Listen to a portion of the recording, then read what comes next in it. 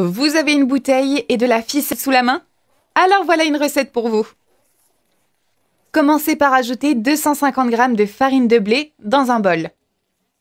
Ensuite, une cuillère à soupe de sel et une cuillère à soupe de levure biologique. Mélangez le tout soigneusement.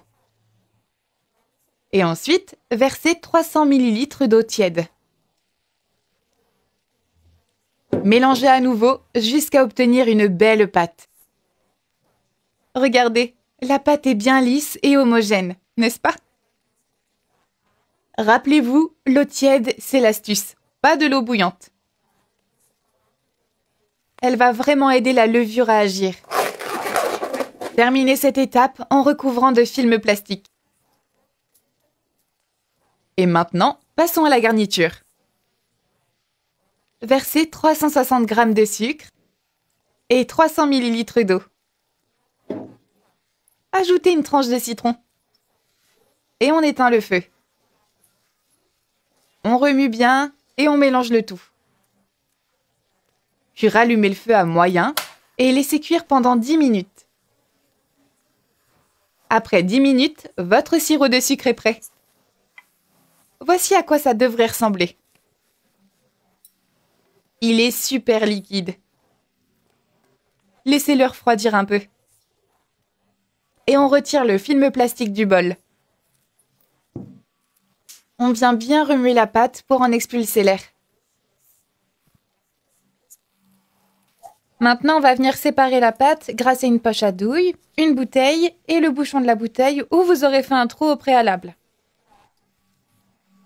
Placez doucement la poche à douille dans la bouteille.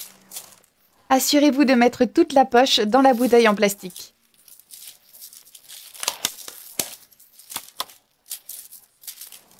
Ensuite, transférez toute la pâte dans la bouteille. Étalez-la uniformément à l'intérieur de la bouteille.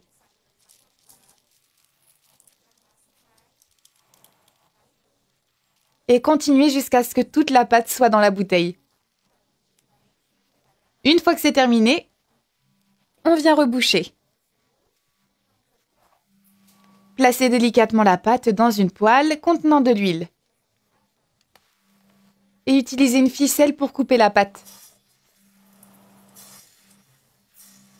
Étalez-la ensuite dans la poêle. Remuez avec une cuillère et on vient laisser frire. Nos beignets sont presque prêts.